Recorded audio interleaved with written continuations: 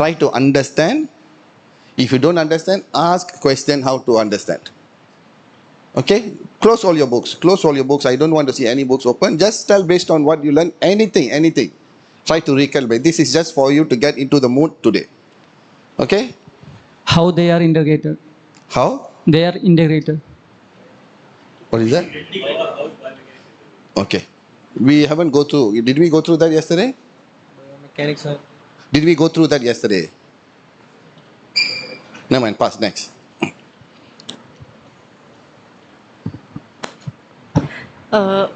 What are the components that can be assessed in anterior view, and Okay. how Sagittal to view. collect data? Okay. Very good. How to use that fish app? How to use that fish? Okay. No. Please. Everyone must share.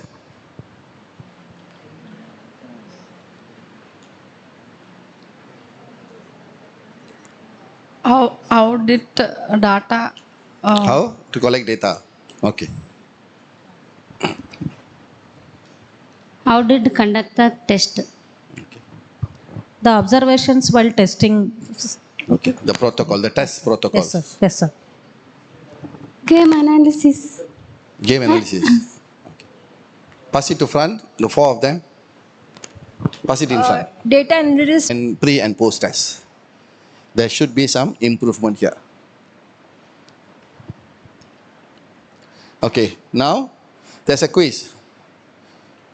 If I want to test vertical jump test, okay, I will call names. Sir, can I have the name list?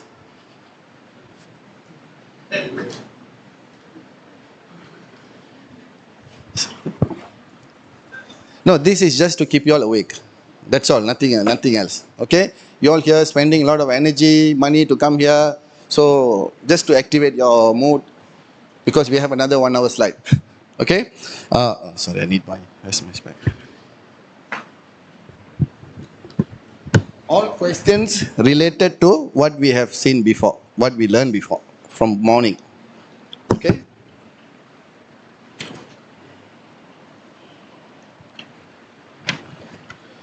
Fawaz Faisal.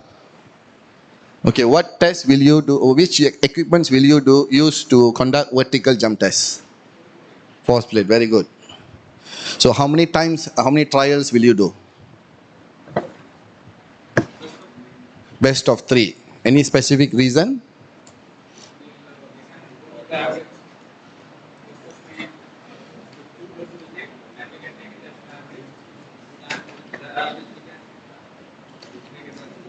Okay. How many sets of exercise will you do? 3 repetition. How many sets? 1. They come in. I want everyone to pay attention here. Okay. Don't look at the book. This is very simple. This is not exam. Okay. Exam is last day. Last day, right, sir? Exam. Exam is last day. Okay. So all this will be in your exam. That's why I'm preparing you all for. Okay. No one should fail. Huh? No one should fail. Yes. No one should fail. If you fail, it's like I'm failing. Okay. Vertical jump test. So I have to do my best. Okay, I have to do my best. So vertical jump test, the question is what equipment do you use? And our Nawaz, what is that? Fawaz Faisal said force plate. Okay, the right answer. Is there anything else you can use apart from force plate to measure vertical jump test? If you don't have force plate. Did I call your name? I said I will call names. Any other method if you don't have a force plate?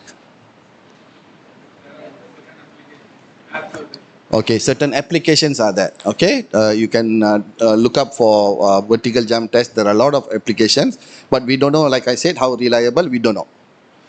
A lot of studies done on reliability and validity study has been done and published. So look for the best. Okay, you don't have apps, you don't have phone. What will you do?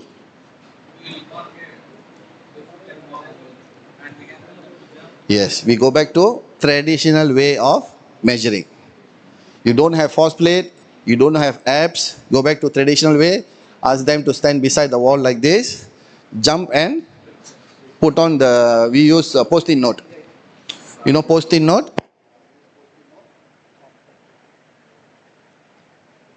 We use a post-it note. We give them, they jump and stick the post-it note. So before that, we already draw the line of height. That is the easiest way for you to measure without any equipments. I am not, because I only see few of you all have access to force plates.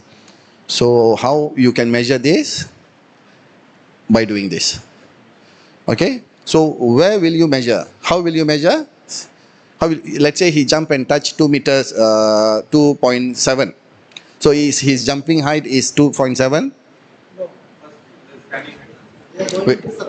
Yes. So you need to know his standing height, and from there you know how high they jump. Okay. So there can be some biasness also. Some will try to extend, hyper extension while standing. Second test when you do, they won't do that hyper extension. So every time the best is to, every time before he jump, ask him to do the reach first. Don't follow the first time when he do. Sometimes they trying to, play around with the height. Okay. Next question. Jethamma, Karnataka state. Jethamma. Okay.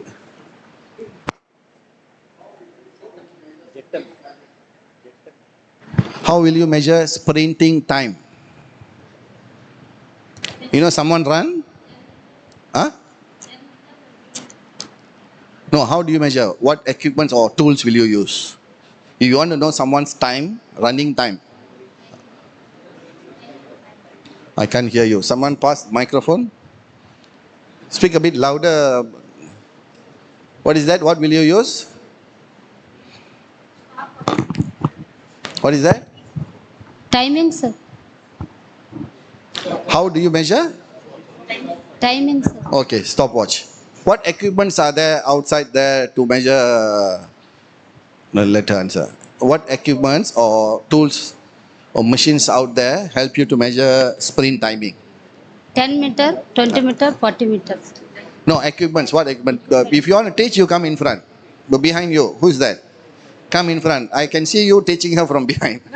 Come in front. You answer. So what equipments? Okay, anyone? Yes. Timing gates. Timing gates is nothing. You can ask your, if you have engineering college here, you can ask them to develop for you. Very simple principle, developing timing gate. Okay. If you're working in university, if you have engineering faculty, you go to electrical department or electronic department, tell them I need timing gate. Okay. 3 or 4 timing gates. Okay. Because it's work on very basic infrared principles. Okay, you can do it very cheap. Very cheap. There'll be some question on the reliability of that data, but if you're going to use that every time, you don't have to worry about that. If you use that once and then next time you use another machine, then you have to worry about the data reliability. If you're going to use the same machine and again and again to retest, you shouldn't worry about that, because the same machine, whatever error it is, every time they're going to be the same error. Okay, work with your engineering department. Like we do that. Whatever things that we, because university students, they need final year projects. And they want to do something that can be used in industry. This is called industrial collaboration. So we need something, they need something. So we will go and look for some grants for them, give them the project. Instead of spending 10,000, we will get 1,000 grant for them. And they will give us whatever that they can with that 1,000. And we are happy with that. This is how we collaborate within industry, sports industry. Okay?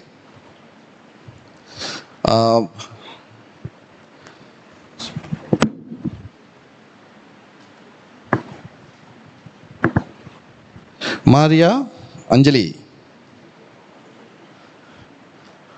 What else? What can we do with force plate? Ground reaction force. Okay, well, you take one sports example.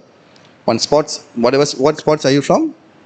Badminton. Take one example, badminton, specific movement, not jumping. What will you test for? For badminton? during lunges. Okay, what will you do? Ask them to do lunges. What?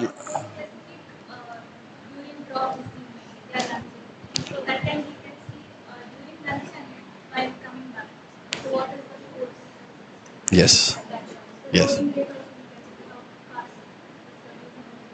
Yep. Okay, so force plate can be used for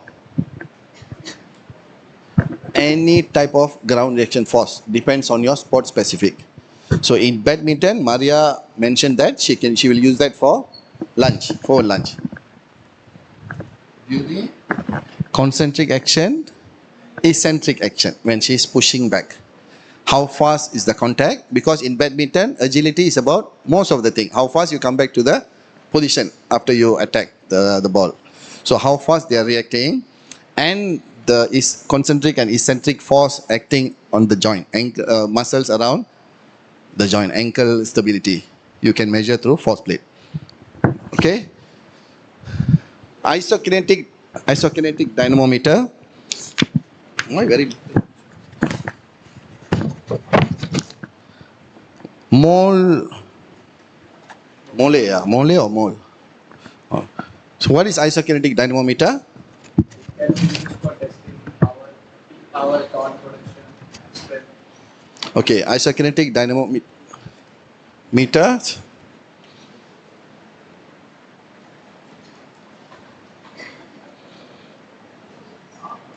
Okay. Isokinetic dynamometers to measure power, peak power, strength. Okay, you can measure strength comparison between when your concentric action, eccentric action, or concentric, both action, concentric. In order to understand your movement and your negative movement, opposite side of the movement. Knee flexion, knee extension, knee flexion, knee extension. Extension, flexion, you will understand the ratio between forward movement and reverse movement. In this case, if you are doing knee test, you will understand what is the strength ratio between quadriceps and hamstring. We call that QH ratio. QH ratio will give you an understanding how strong is your quadriceps compared to your hamstring. Okay, same goes to other joints. Yes. Manual without machine. There are few tests I've never done before, so I don't think I will be the right person to explain on that. Because we have these machines, we've never done any manual test before. Maybe physiotherapists will be the right. That for training and testing purpose, like we rely on that machine. Is there any other Machines. no, other than not machines, Ah. like is there any manual technique which gives, like with that machine, it gives equal amount of resistance throughout the range while extending and while flexing? Is there any other technique similar to that machine? Yes. You want to answer? The pass the behind.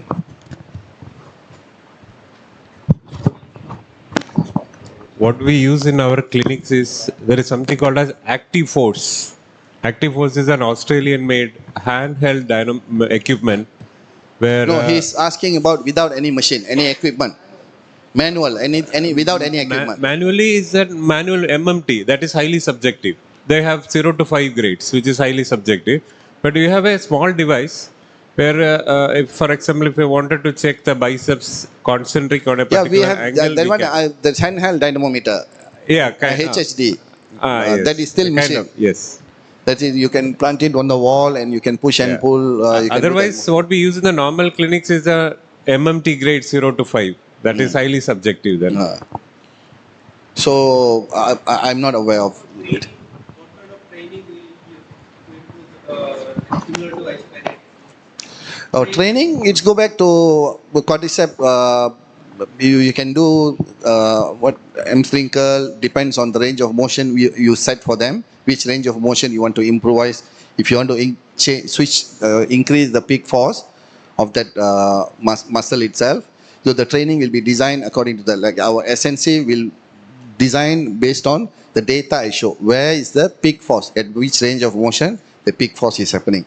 And the more greater that they train, focusing on power, specifically focusing on strength and power training, you can see the change in switch in peak force from here to the zone that we are interested in. So the training should emphasize on which range of motion do you want that peak force to be. Okay, we don't want it to be early and we don't want it to be at the later stage. Like at that particular angle you will be giving the resistance, or throughout the, like resistance should be like equal throughout the range, right? What kind of technique you use for training? What kind of technique Like meaning? how example, knee flexion extension. Okay. Okay, at that time what kind of technique you will be giving for training? For You're training talking about strength and conditioning training. yeah, So condition. that one we don't do. Like I said, we leave it to strength and conditioning. Okay. We only provide them this data, biomechanical data. We will tell that the demand for these sports, the peak force should be at this amount to generate this amount of force during whether kicking or punching or whatever it is. So just train them, we'll pass it to them. And then after 6 or 8 weeks of training, we'll retest again to validate whether the intervention training work or not. So that answering your question is last day, I will have some data to show you what are the training to improve explosive power, strength training, and how we integrate this data with this data. I understand your question. What type of training? There are a lot of training they do. Even with resistance band, pulling, with pushing. Yeah. So you will, because But resistance it varies, no sir. because Like, you as see we when you're stretch, pushing on something, you're putting load. Yeah. At the same time, something is pulling you behind, along with the load. Okay. So your concentric action will be more. When you're pushing down, will be less. Okay. We modified that training. Okay.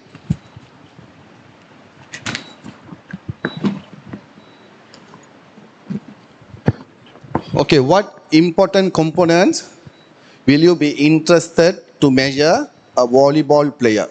There is one of the question that this Friday, Saturday you're going to answer. Okay? What are the important physical components which you will be relate back to biomechanical markers, biomechanical data? What do you think you will measure and what are the machine you will use? Okay? Let me call the name. Or any volunteers? Huh? Explosive jump for a volleyball player. Okay. Is that the key there? Is that the most important key parameters for volleyball? How high I jump, will that matter? Okay. If for the spike, let's say he's the striker, is it? So strength of the shoulder. How will you measure that? Isokinetic dynamometer. Okay, we go back to, yes, jumping explosive is important because, no, I'm talking about the most important thing. You see, when someone jump and they are trying to kill the ball, why jumping height is important? To create the steeper trajectory. To create steeper trajectory. So we'll give them advantage on the speed of the ball. But without this movement, the ball is still going to be slow. So working on that shoulder, particularly this movement, at the right range of motion, he need to produce the greater speed, velocity, force. Okay, understand? So like I said, we can name 10 variables I'm interested in volleyball. But when it comes to one, you need to know, yes, that is the one. Mostly you can go and look through literatures available. There are plenty of literatures. Okay, in weightlifting, okay, let me call the name.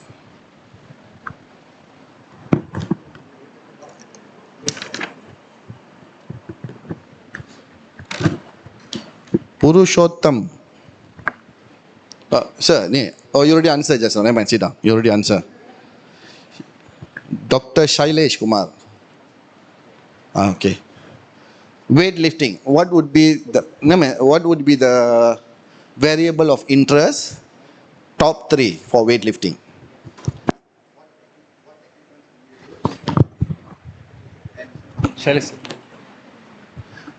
What equipments will you use for a weightlifting biomechanically? Force plate. What will you measure in force plate?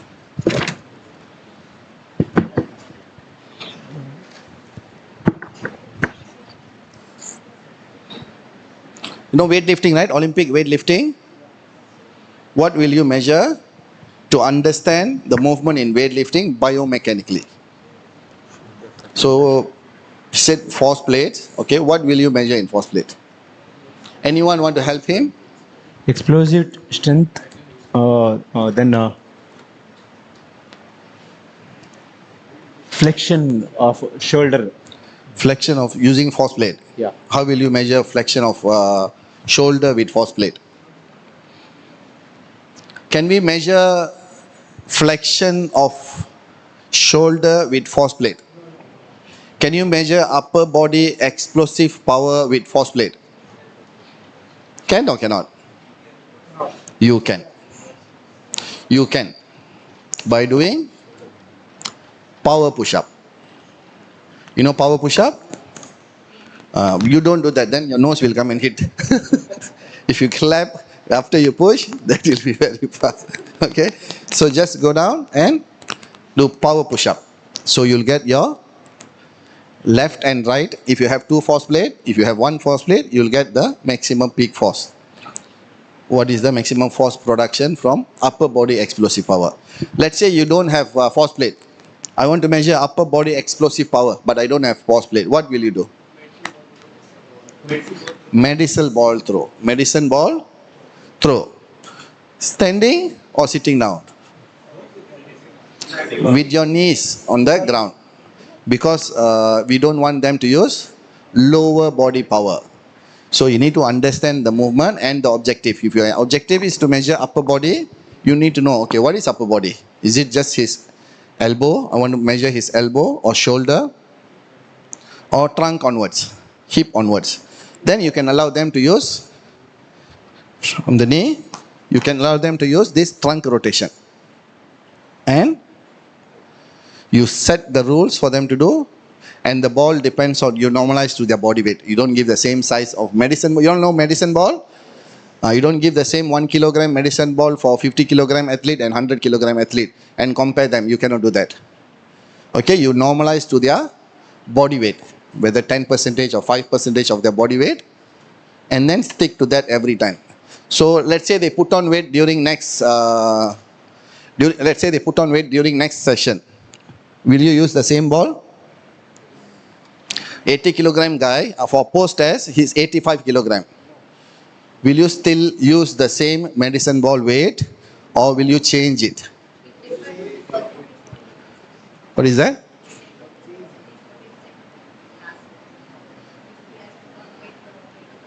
Okay, so you're going to stick with the percentage, meaning the first data you collect you cannot compare with the second one because you're changing the variable. You're changing the input variable, the weight. So you should stick to the ball. We go back to the objective. You want to measure his explosive power. Because how will you compare if someone with 5 kilogram medicine ball and then he put on weight, you give him 6 kilogram medicine ball.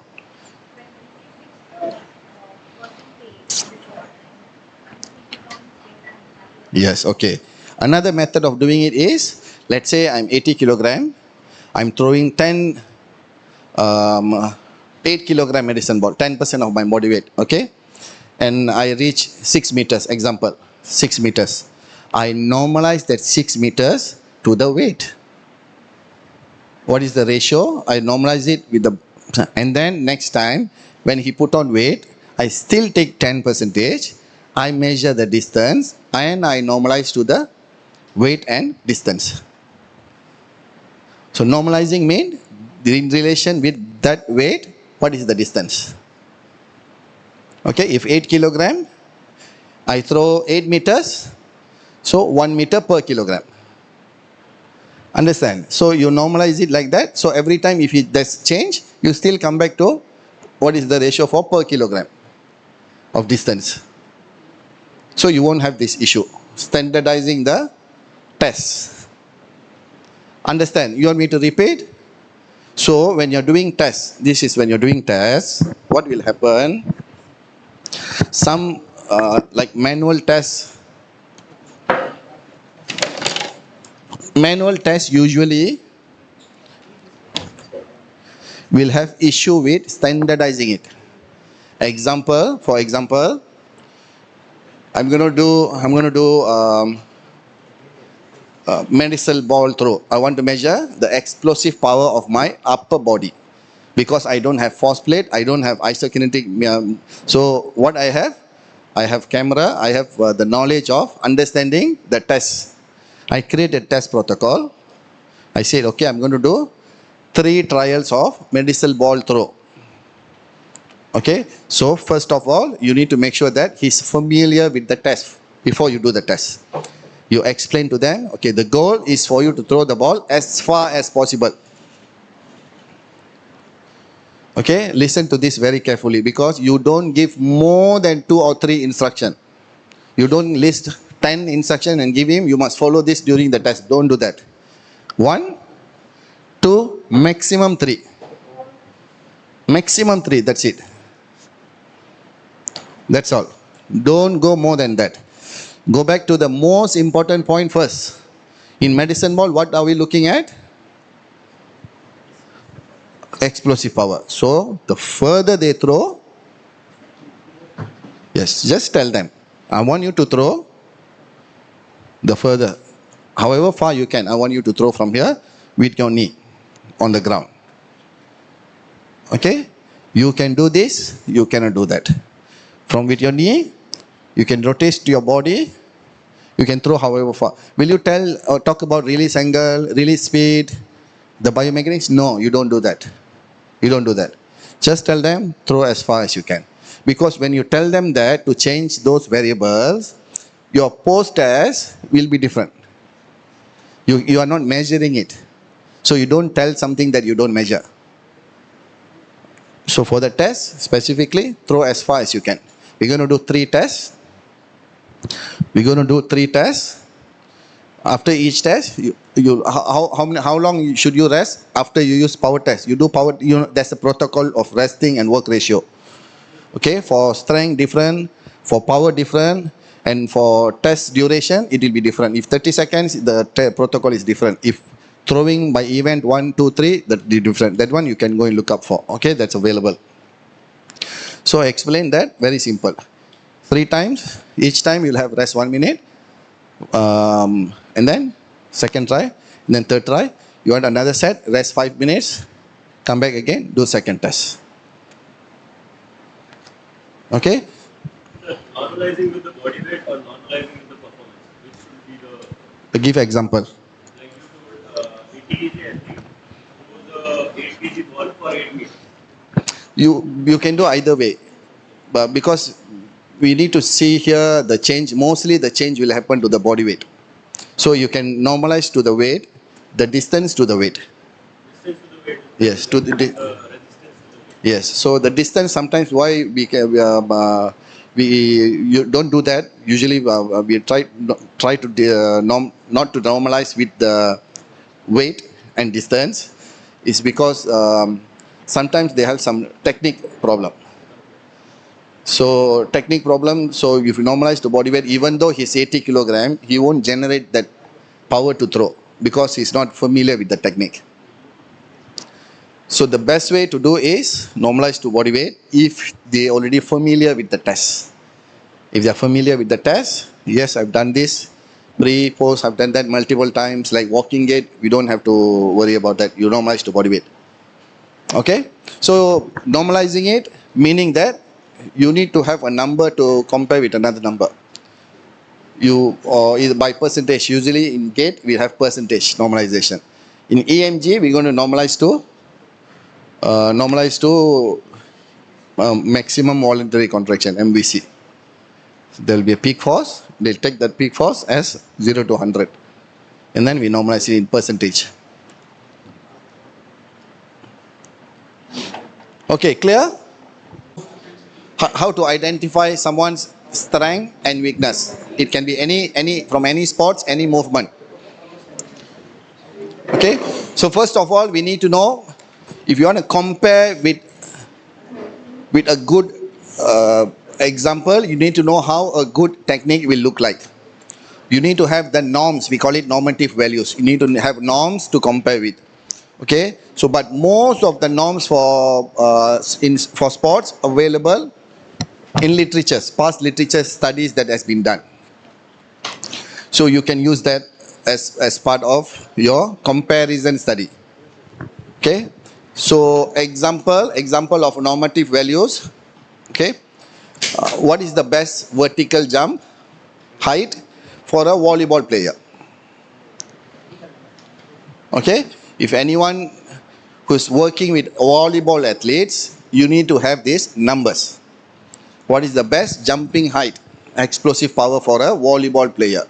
So you can look up for literatures available which has been published before. You can take the norms, but you need to make sure, you need to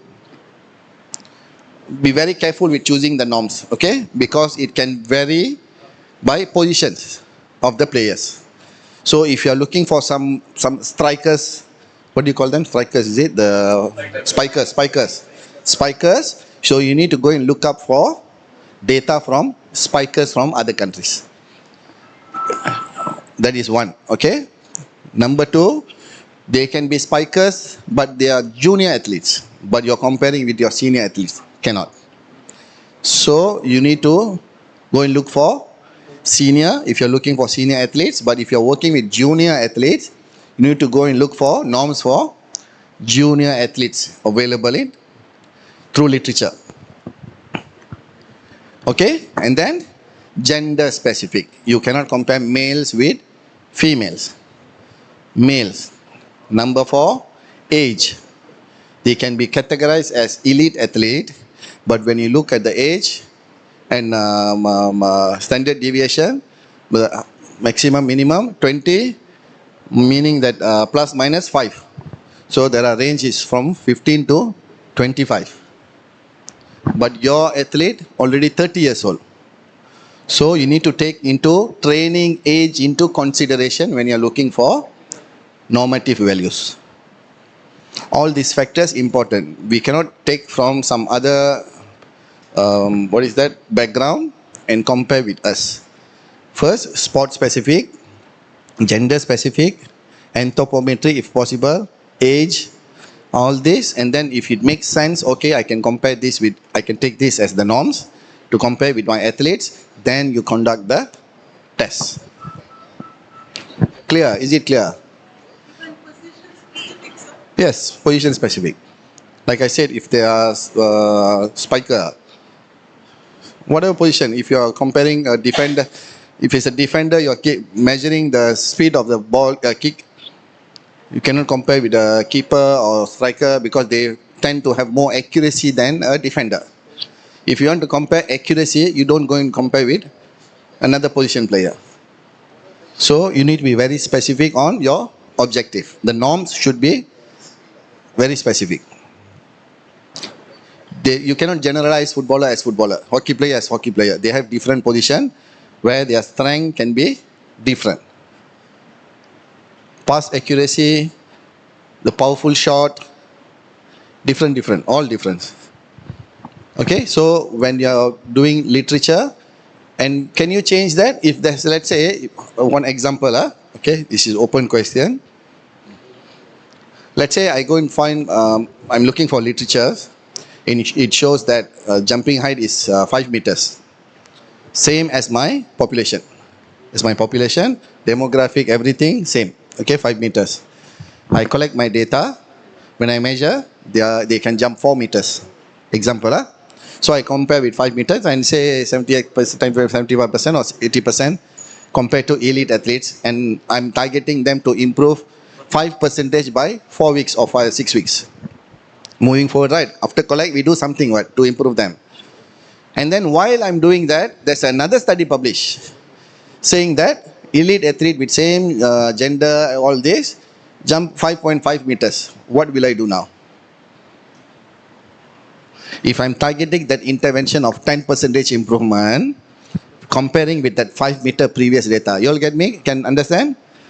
One study shows that elite athletes, same like mine, can jump 5 meters. So I want to compare my athlete, how good are my athletes compared to this study. Because both of them, same sports, same gender, same age category, same training age, everything. Okay? And then when I do the test, my athlete can jump 4 meters only. So I do a report, I give it to my strength and conditioning SNC specialist, and I tell them, okay, can we make him improve his jumping height by 10% in 8 weeks time? Okay, the work has been done, going on. And then there's another publication coming, showing that, let's say from Tunisia, example, a volleyball players can jump 5.5 meters. Will you change what you're planning now? The 10% is different, what? 5.5 compared to 5. Because previously you're working the 10% based on 4 meters and 5 meters difference. Now the 5 meter already become 5.5 meters. Will you change it or you will stick to the plan?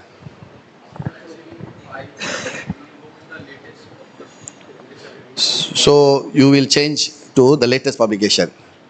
Who agree, who disagree? Disagree. Who else disagree? Who agrees? Who agree with you go with the latest? Because we want to keep it up, okay, keep up with the latest latest performance of people from same industry, same sports. Who agrees? Who don't agree? Who don't understand the question? Don't understand the question. Okay. Now, come, three of you all. Three person come here. Just come faster. 1, 2, 3. Three of you all come. Just come here. Faster. I'll show some example. Come, just come up. Come up. Okay. Now, I am a sports scientist. He's my player. He's my athlete. Okay. I'm working with Indian national team, volleyball team. He's my spiker. Okay. So, jumping height plays an important role. So, I want to know how good is he currently. But when I do the test, it shows that he can jump 4 meter. Jump down. Jump. Okay. That's okay. So jump. Okay. Now I measure. I have 4 meters. So I compare these 4 meters with what? With what will I compare? Okay. Now he is a sports scientist for Pakistan team. Or you're from where? Fiji? From Fiji team. Okay. He is the sports scientist like me for Fiji team. He previously has done a test with him. You jump. Okay. And then he report, my athlete can jump 5 meters. So I go and look for, then I saw his publication. Oh. Then age, same. Because in methodology, they report age, testing procedures, everything, all the data are there. So I look at him.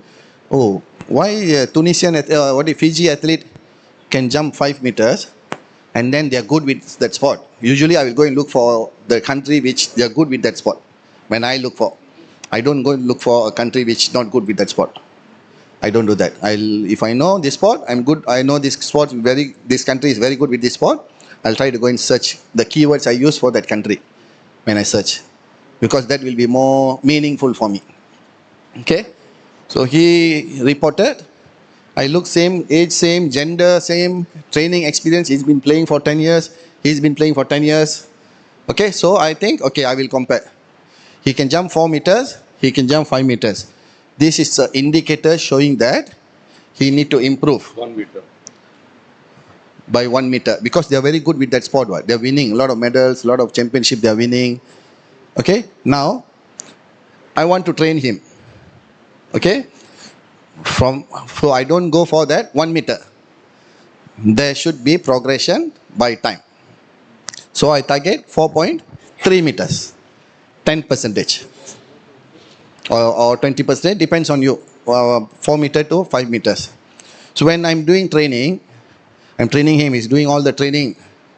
Another guy come and publish from another country, Brazil, says that their athletes can jump 5.5 meters.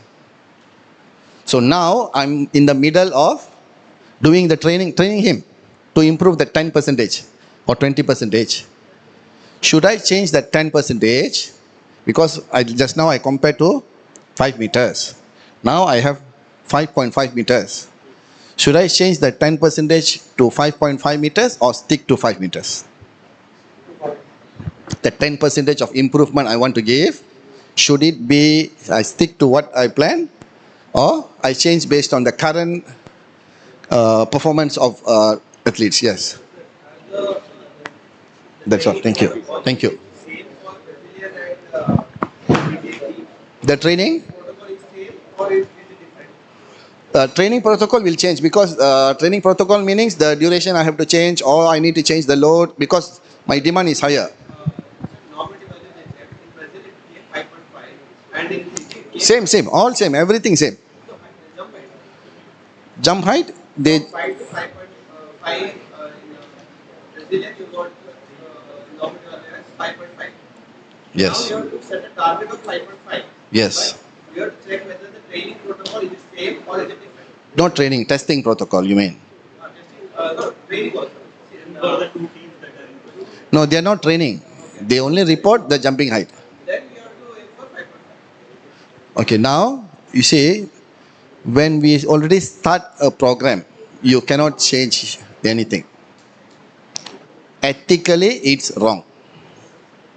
You know, research ethics, we have need to get approval from research committee, ethics committee, whatever that you say. No, research or practical, anything. We go back to, that's the reason why research exists. Because they want us to do, practitioners like us, to stick to the rules that they set. That is why this documentation all exists, for a reason. So when you already tell the athletes and coaches that I'm going to do this, and middle of the way you go and change something, they will lose trust on you. What this guy, yes. What this guy suddenly saying this, suddenly come in saying this.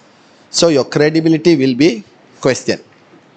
So my advice, stick to that project until you complete it. Look at the results, and if you think there's need to be improvement, second phase of your project, use that for 5.5 for your second phase. Okay, this is research ethics and the protocol that we set, we stick to that. Not very rigid. There can be, if they cannot come, you cannot scold them. That one will be there. If suddenly they don't come for training, they will be injured in between. All that will happen. But the main ideology that you need to stick to that. We cannot suddenly, because if you change to 5.5, if the following week another guy published 6 meters, what are you going to do? Yes, keep changing. So, because this happened to me, that is why I'm sharing. Okay, during my process, my third, fourth semester, there's another literature saying something other than what I have cited. So when I consult with my supervisors, they said, no, when you start, this is your plan. You stick to the plan. But during your chapter 6, you know, the recommendation and all, the limitations, you can talk about this. The limitation of your study, you can talk about this. During my study, this is the, yes, this happened when this Indian athlete who smashed the Yonex one, the doubles players, you know, the smash speed. So because I cited a different maximum smash speed during my research proposal. So I set that as the guideline. 400 kilometer per hour, I cited, okay, my athletes can smash 320, 360. So I compare with that. Suddenly, there's another literature in my third, fourth semester. Not literature actually, it's commercial company did that. It's not published.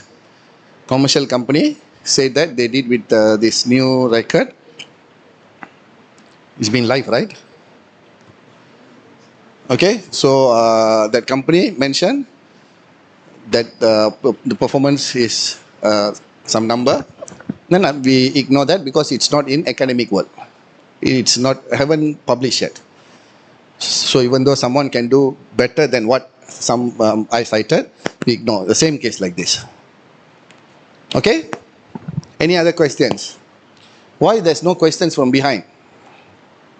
Should I change? Should I go there and take my teacher, ask them to turn there and make them the first row? Yes. What if we don't find normative values for certain parameters? Again. What if we don't find normative values for certain parameters? Okay, then within the population of your athlete. You have 10 athletes, you see which athlete perform the best, you take that as your norms. If it makes sense for you. If they are playing the same position, same age, same, all this makes sense, you take that. If they still don't have, you create one for them. You do 3 trials, 2 sets. Out of 6, take the best. You want to improve 10% for next.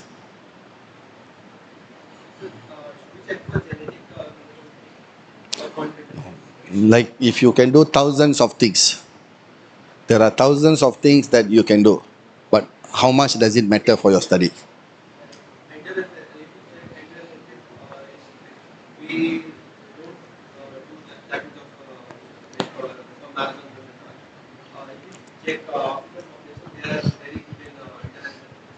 Maybe for talent identification, you can use this genetic into one of the markers as talent ID.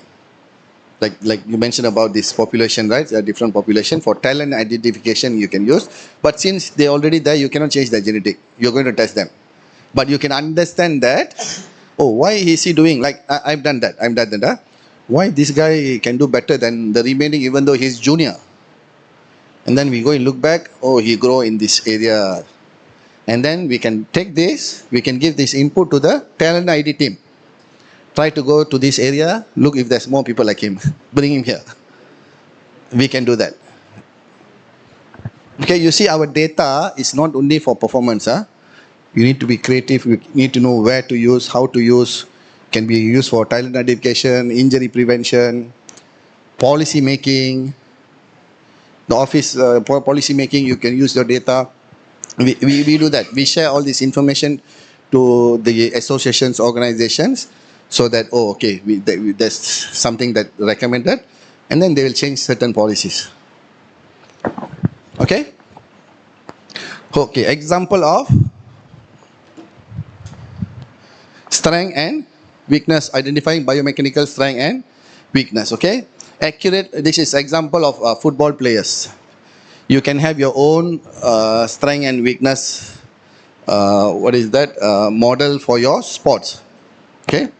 This is accurate long pass with, this is the strength, strong ball distribution, strong low body power for sprinting and shooting, good balance and stability.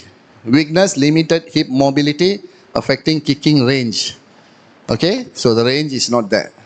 Yes.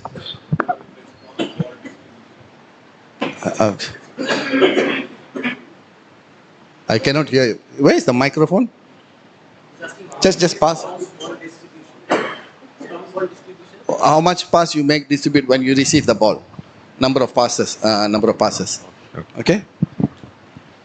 But limited hip mobility. Okay, this is where we will integrate game analysis data with biomechanics. How did we get accurate long pass? How did we get the data? From doing notational analysis. We take the video, we see number of passes. Okay, how many pass, how many short pass, how many moderate range, how many long distance. And then it seems this guy has long pass, accurate long passes with strong ball distribution, okay? Strong low body power for sprinting. You have GPS to track, or you can use number of distance they cover. What is the distance they cover? You can even do time motion without GPS, with video itself, because you know the size of a football field. Hockey, you know the size. So you can calibrate the distance, you know how far you track them, how far they run, how every time. And then you know the formula for speed, right? Distance over time. You will get the speed.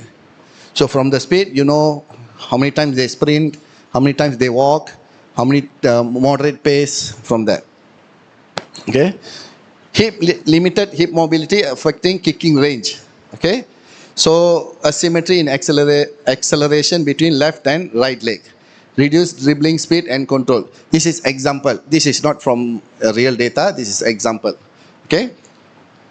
Okay. So data comparison, sprint time between 10 meter and 30 meters compared to elite benchmarks. You see, this is what I'm talking about.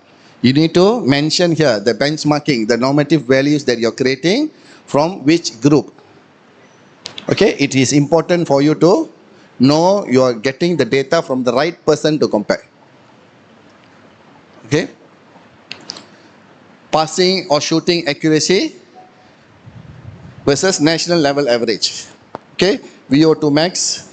So if you don't have VO2 max, what test can we do to replace VO2 max if you don't have the machine? Beep test, yo-yo test, 2.4. Okay. Any test to understand better. Okay, their range. Okay. You can compare with their data. Okay. So can we have a short work here? Just draw something like this. Okay.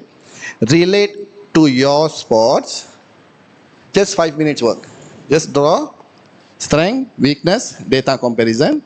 Relate to your sports. Give 2 strength, 2 weakness, 2 data comparison. Come on, start. Do it now. Just 5 minutes. Do it whatever sport you want, your wish. It can be anything. Okay, it can be individual sports. Okay, it can be like if it's a combat sport, good attacking skills. Okay, and then strength I can put as punching speed, high punching speed, good punching speed. And then weakness I will put poor defense. As simple as that. Just for you to understand how to generate this.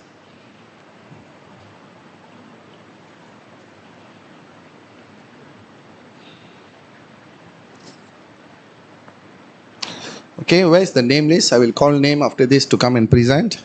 Yes.